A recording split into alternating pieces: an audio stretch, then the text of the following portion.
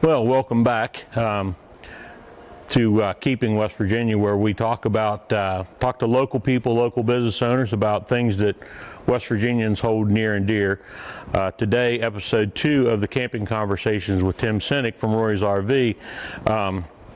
Tim, we had a really good conversation last time talking about campers and stuff, so we're going to lighten it up a little bit.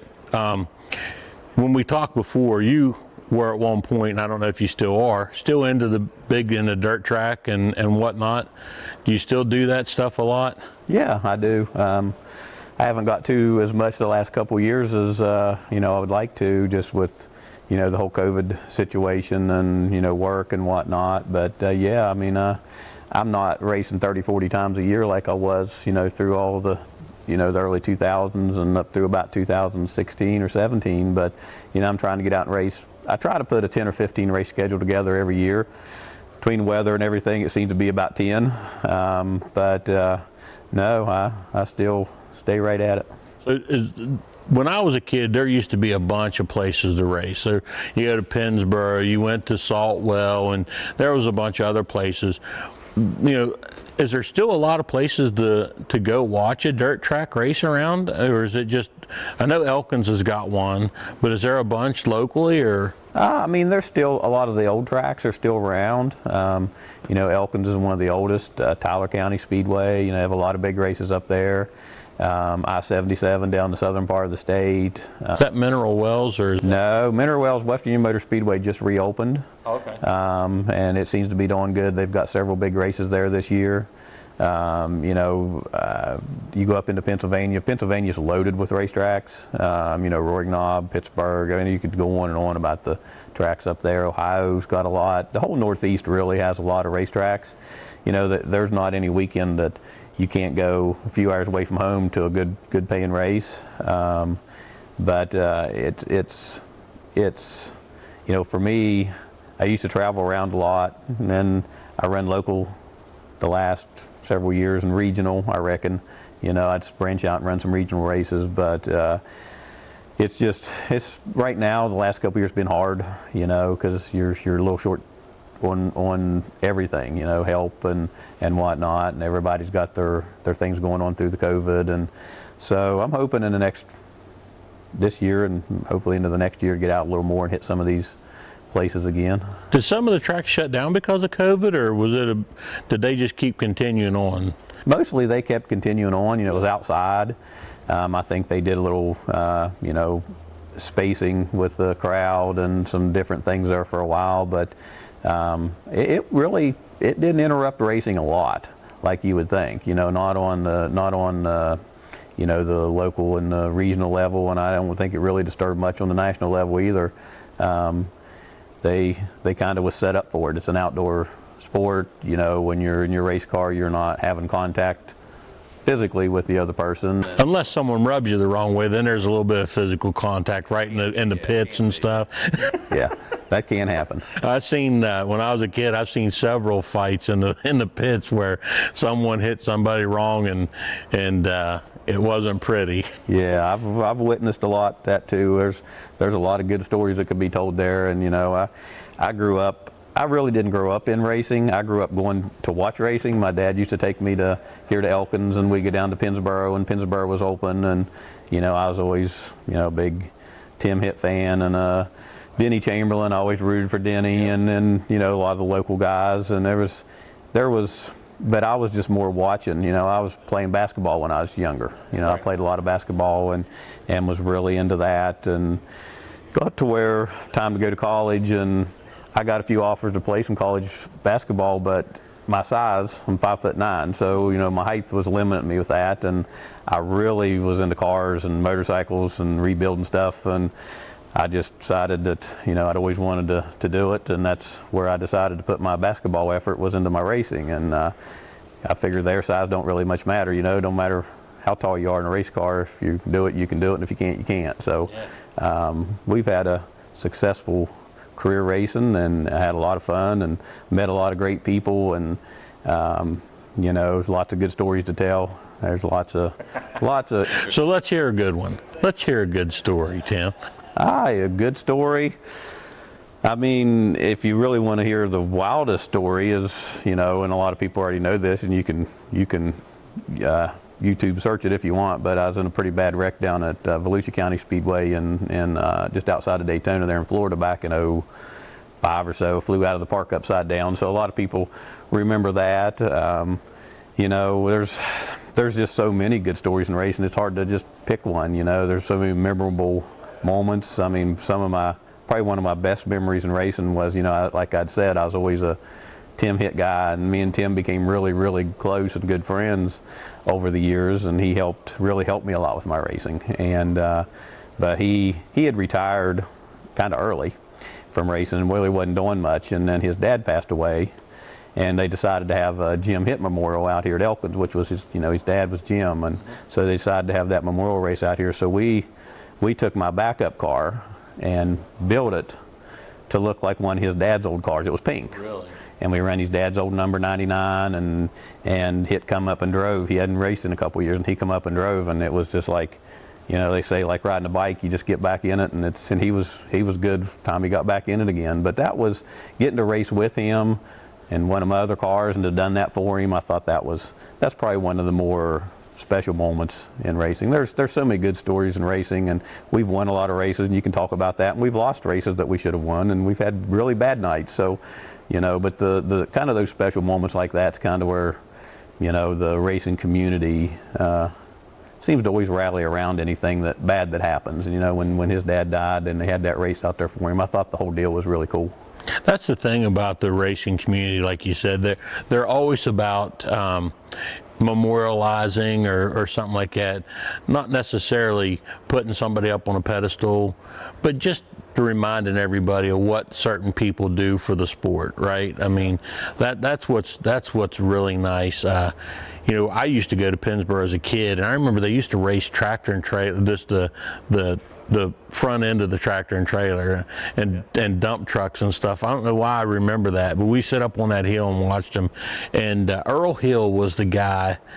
Earl Hill was the guy that I, like, for whatever reason, I liked him. And then we started watching, and like you said, Tim Hitt was awesome. Denny Chamberlain. I graduated from South Harrison, so I had some time in West Milford and stuff, and Denny was in Lost Creek, so we got to know them pretty well. So those are all good people, but the dirt track people, they're just down home folk, right? They are. They're just good people. They're a lot like our camping people. It all kind of fits. You always have a lot of campers around the racetracks, and there's just so many good people involved in racing that, a lot of the guys that I grew up rooting for, when I started racing, some of them I still got to race with. I can think of like people like Butch McGill. I don't know if have heard of Butch. Butch is one of the best people you'll ever meet. He's a tough, hard racer, but I learned as much or more racing with him out here at Elkins and these places than I did anywhere. It helped you when you went and run the bigger races. If you raced around Butch, he taught you how to race right, and he kept you in check. You raced Butch clean, but I learned a lot racing with him, and there was just so many good racers. Chuck Harper, he's from right here in this area, and he raced for years and years and years, and had a huge fan following. And I could make a list of 10 to 15 of them guys that I got to race with when I first started, and up until 10, 15 years ago. It was really cool to be able to have been a kid watching these guys and rooting for them, and then get to race with them. And most of them are all good people. That's and when you're coming up as a kid, you're watching them, and then they take you under their wing and give you some advice, and you're like, wow, I watched this guy race for years, and now he's giving me advice on what to do. And that probably means a lot. You probably never forget that stuff. And there's probably people that are around the track that you give advice to, and that they're like, Tim Senic. There's a lot of kids. There's a lot of kids that are coming up. There's a kid that helped me for a long time. His name was Garrett Paul, and he's racing now. And to kind of be able to watch him come up through just help working on the car and going with us, and he's such a good guy. And then, he's having a good start to his career in racing, and stuff like that's really interesting. And the people I've got to meet. I mean, I had Kenny Wallace come in and drove my car once here at Elkins, and Kenny Schrader used to come up and drive Chuck's car a time or so here at Elkins, and getting to know people like Mark Richards and Steve Baker down there at the Rocket, where they build the race cars, and their son Josh, and he's a phenomenal racer. And just to be around people like that, it's been it's a nice change of pace from the business to that. But you know, it's strange because I'm around a lot of the same people when I'm at the racetrack that I am around the camping side of it. So many of our customers are race fans, and it's nice to be involved in two things that revolves around a lot of good people.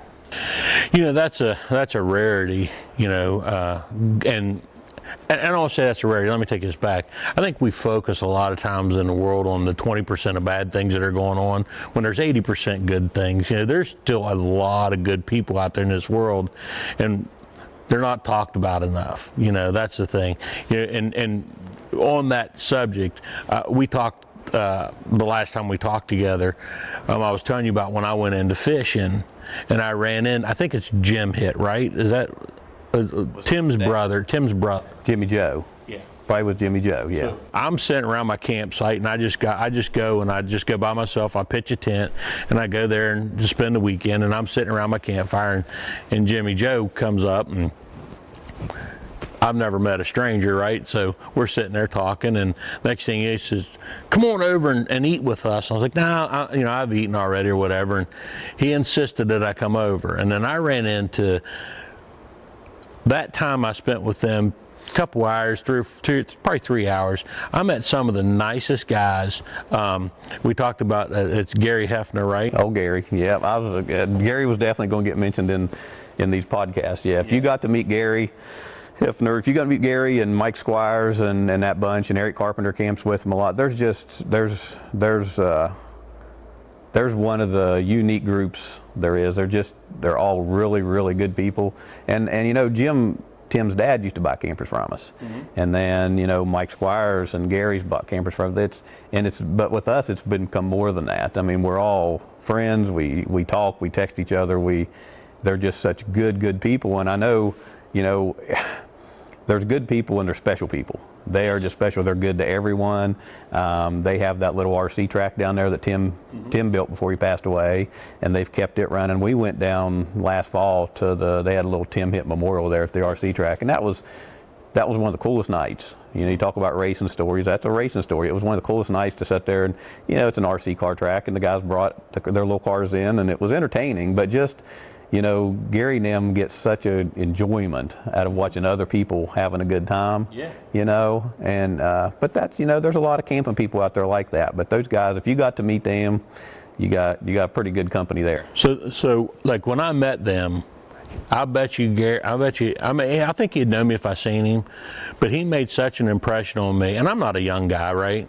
But he made such an impression on me. Like, I'll remember him and Jimmy Joe for a long time, and I just met them one time. I spent 3 or 4 hours, 2 or 3, 4 hours with them, and they're salt of the earth people, and they had their I think a nephew and something else, just great people. Yeah, probably Tyler was there. I think so. Probably Tyler, the whole bunch of them, you know, and Jimmy Joe's a great guy. I mean, he's fun to talk to. They're all fun. Yeah. They're funny. I mean, they're always, you never hang with them guys and not have a good time. You always walk away with a really good feeling after a conversation with that bunch. And so it's not surprised that they didn't just take you in and treat you like a brother, because that's just their nature. They treated me like they've known me for years. Yeah. You know, and that's the thing. Like, there are people in West Virginia. We're talking about West Virginia things, right? Things that we hold near and dear. There's good people in West Virginia. I mean, there's people that would give you the shirt off their back. Yeah.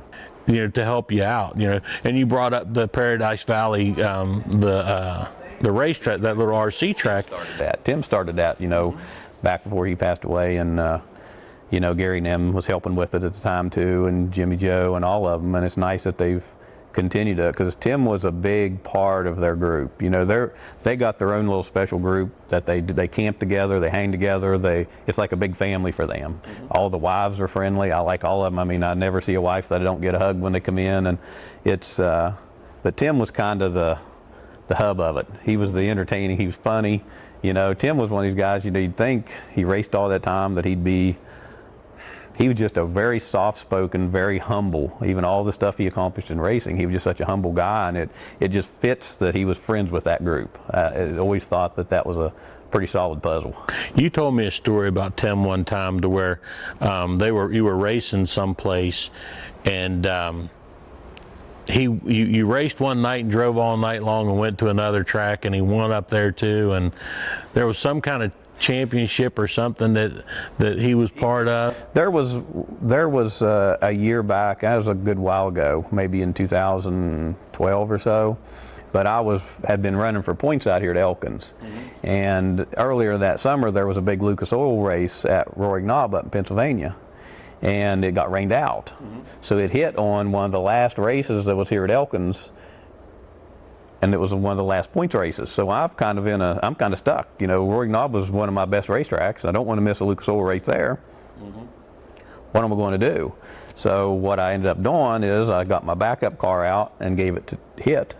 And he raced it at Elkins for me because the points at that time went to the car. Oh, gotcha. You know, and it was a bad situation. I didn't want to do it that way, but you know, it's like I'm stuck. I got to go to this Lucas Oil race, but it's going to cost me the points out here. So anyway, he come out and raced my car that night here while I was up running that big race in Pennsylvania, and he run good enough to keep enough points that we won the points. So when you look back at all the championships I've won at different tracks, that one says, you know, Tim Senic / Tim Hit, which is cool to me.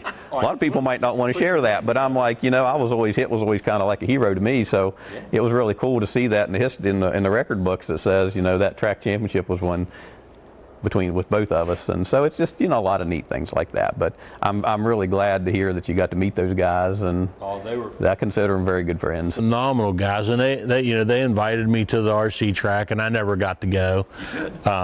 You know, it's just one of them. Like, I know that there's a guy that I've known him for a long time, Rico Insani. He goes there a lot. I follow him on Facebook and stuff. You know, here's the other one. How has that culture, right? How's that culture helped you with, or business-wise? Like, have you decided to get some of the different, like, toy haulers and stuff because you were part of that? We went through a spell where we sold some race trailers. We sold some Hallmark and some Pace race trailers back, you know. We haven't in the last 8 or 10 years. That business has got kind of tough. But we did that for a while and sold several.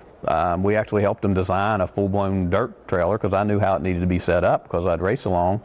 And that company no one really had a full-blown dirt setup. Just call them up, I want the dirt setup for a dirt late model. And we kind of helped them do that, and we started stocking them that way, which we sold great for a while until the other dealers caught on and they wanted the same thing, and everyone was selling them. And but I sold several. I sold one to Robbie Scott. I don't know if you've ever heard of Robbie. He was a good racer and still races some, I think, to this day.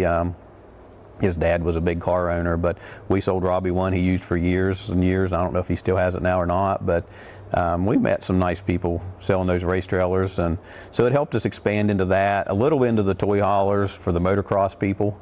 I used to ride a lot of dirt bikes when I was young, but you know, I never got into the motocross racing either, even though I like to watch it. But we've sold a lot of toy haulers to the motocross, the GNCC people, and the ATVs. We're a pretty good group of motorcycle people here. You know, I like motorcycles and Harleys, and so we've got a great line of motorcycle trailers here. We're actually one of only, I think, 5 dealers in the United States for Iron Horse trailers. It looks like a little marshmallow almost. I don't know if you've seen any sitting around here, but they're just a little small white. I mean, you can get them painted any color you want. The one we've been stocking is white, but they're the coolest motorcycle trailer you'll ever see. You know, it's got a flip top on it, and it don't weigh nothing. And they actually took this, when they designed it, they took it to a wind tunnel somewhere where they put the race cars in and had the air directed around it. So when you're towing it, I tow mine everywhere. I've had it to Florida a couple times. I take it about anywhere because it's so convenient, easy to load. These people at Iron Horse, they're real motorcycle people. You just tell them what bike you're hauling, and that thing will come set up perfect for it. And but I've had it. You got to tell them you got ape hangers on it and stuff like that. No, I've got a couple bikes.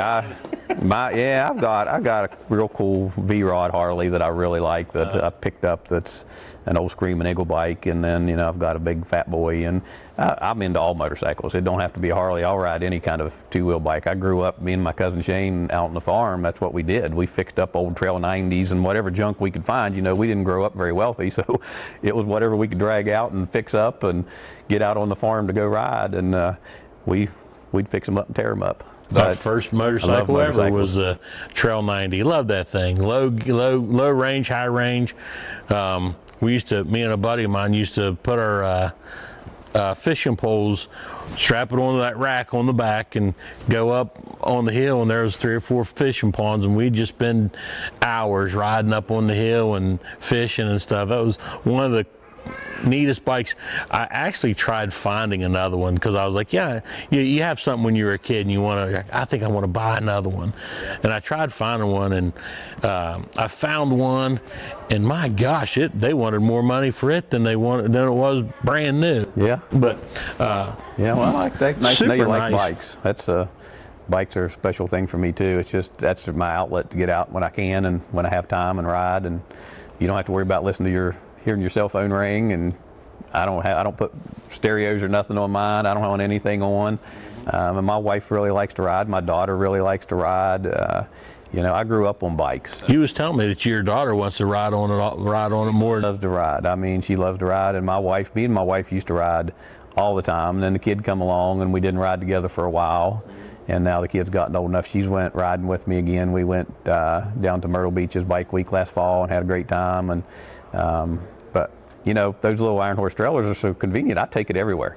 If it's a 3-hour trip just for the weekend, I'll just throw the bike in and take it, and we'll just go ride a day. It's easy to maneuver around, right? I never knew these things existed. I was looking for something for myself. I didn't want a box trailer because I know how hard they tow, and they're never set up to load right.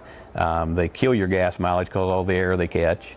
And I was looking for something for myself, and I come across this, and then thought, this might be something, there's a lot of motorcycles. This is great motorcycle riding. People come in from everywhere to ride in our area. Well, yeah. I'm thinking we might be able to sell some of these.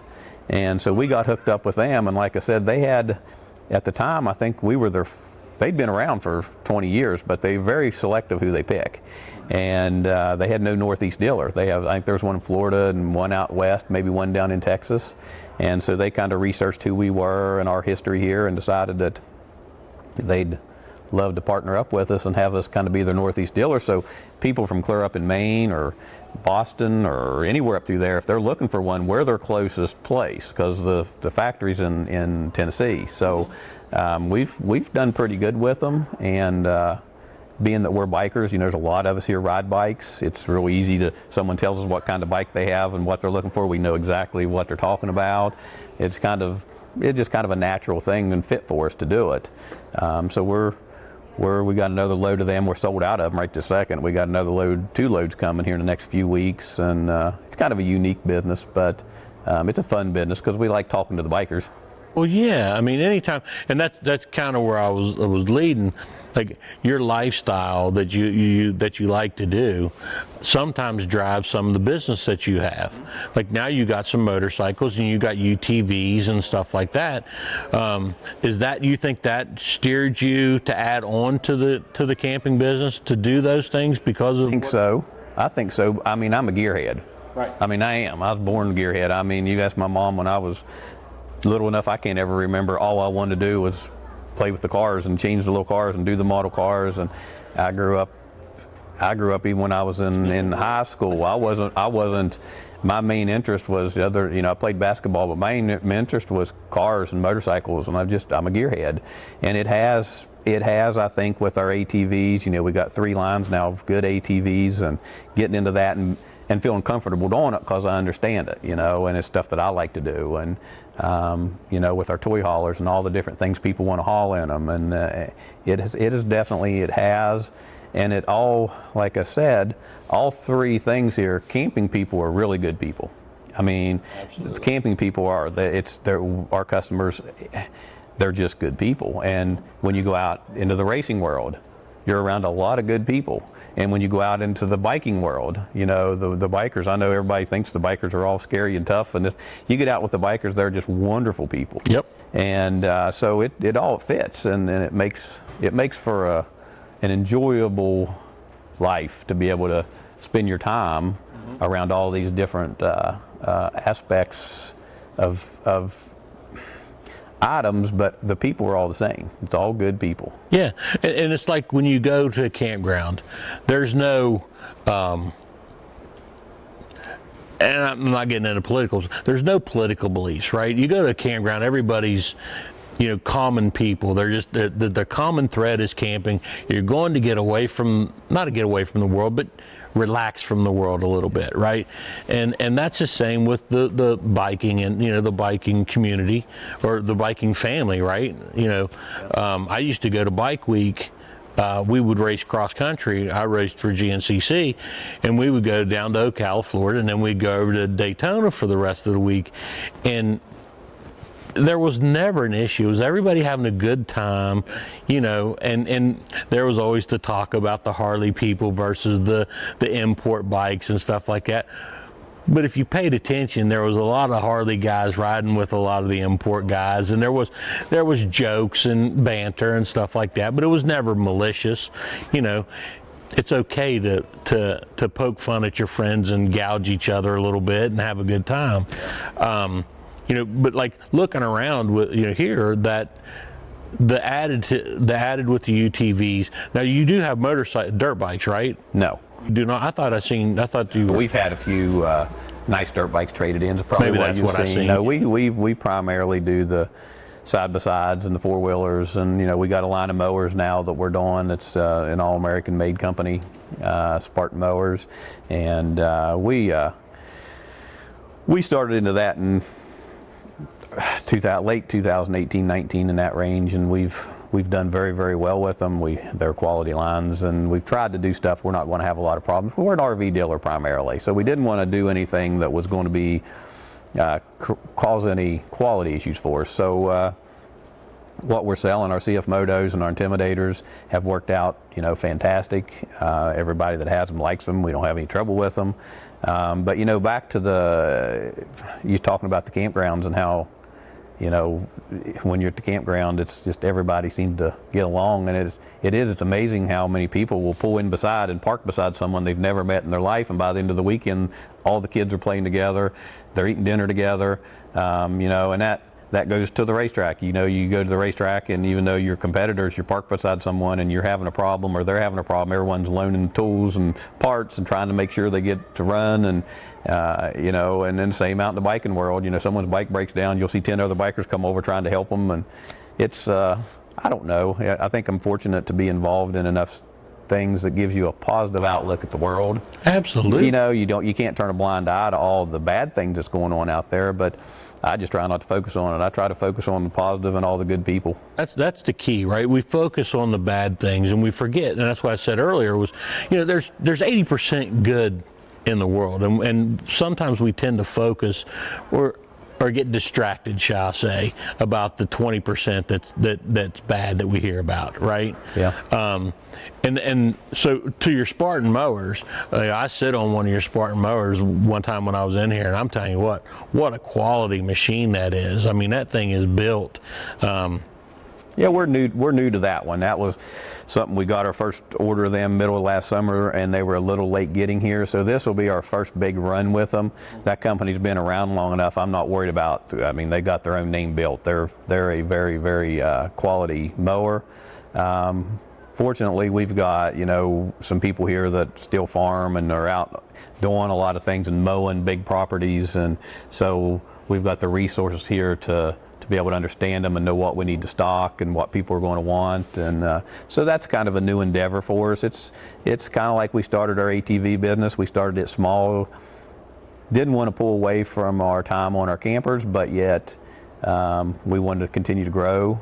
And so the mowers is going to be the same thing. We'll have, this will be our first full year, and hopefully it's nice for the community to have a place they can get them worked on here and get taken care of, and hopefully it grows just like the ATV business has. Yeah, well, see, that's the thing about here.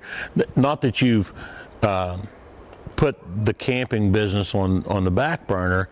You've not done that at all, but giving people another option to buy a different product someplace, because it is the same people that are camping, the same people that do the side-by-sides, the same people that are camping have the four-wheelers, the farm four-wheelers or whatever. So it's great that that you can come and get to know you guys, see what you're all about. You're down to earth people, and if you want a side by side, you buy a side by side. If you want a lawnmower, you can buy a lawnmower. If you want a camper, you can buy a camper. You want to, whatever. And typically, you have a pre-owned Harley laying around someplace that if someone wanted to buy a pre-owned, we get a lot of motorcycles traded in. You'd be surprised how many motorcycles we get traded in, and it's nice because being motorcycle people, if someone has a motorcycle they want to trade in on a camper, we can handle that because, we're not afraid of them. We understand them, and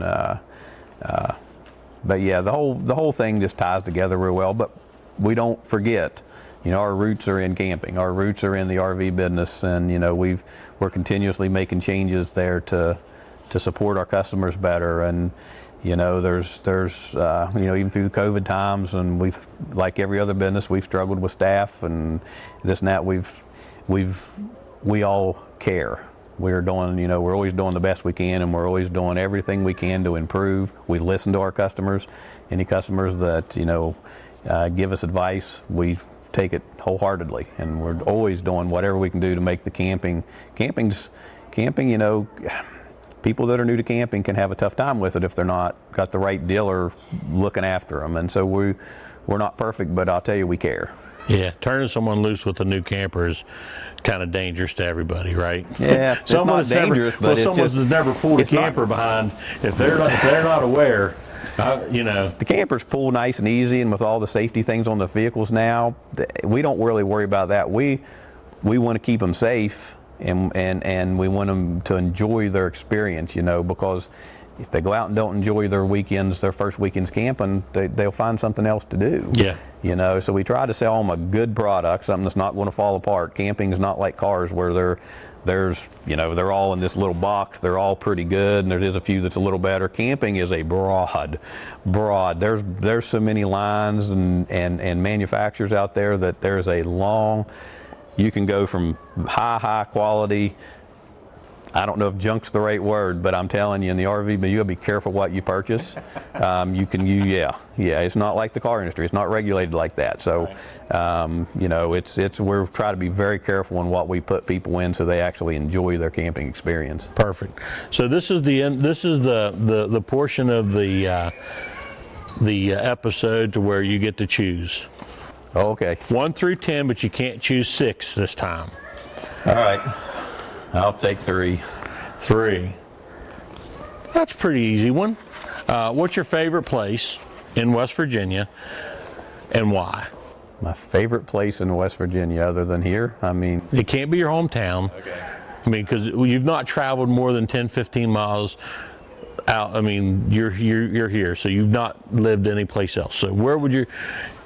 If I can use where we came from over on the other side of the county, over in the Harmon area. That's cheating. Come on, Tim. Well, then it would have to be, I like to ride bikes. I'll work all week, race on the weekend, and still get up early on Sunday morning and get the bike out and go riding, because that's just my downtime. Mm-hmm. And, I love going over like through Parsons and up the back road up 138 back to Philippi and Billington. And I like hanging out over at Philippi. I like over at the Covered Bridge. I'll hang out there and go in and get me some coffee and hang there in the parking lot, and just the other bikers are coming in. So that kind of loop through, that Parsons, Philippi, that's a nice ride, and I spend a lot of time there on Sunday mornings. So I'd have to probably pick that as my happy time. Good. Happy place. It's kind of tough to choose for me. West Virginia is my home. I love West Virginia. There's places with COVID, we talked about COVID. There's places with COVID that I went to that I'd never been before. A lot of people laugh at me. There's 2 places I went to that I'd never been before. One was Blennerhassett Island. Never been there before. We just went there a couple years ago. And Harper's Ferry. And I cannot believe I've never been to Harper's Ferry. But you talk about a beautiful state to live in. And I agree with you. It's kind of hard to choose. You choose your favorite place to live because you've lived there. But West Virginia in a whole, I don't know exactly where I could say my favorite place to be is. In a campground someplace with my family and friends, I think I'm pretty happy with that. Yeah. So that concludes episode 2 with Campfire Conversations with Tim Senic. Let's see you at the next episode. You stay classy, West Virginia.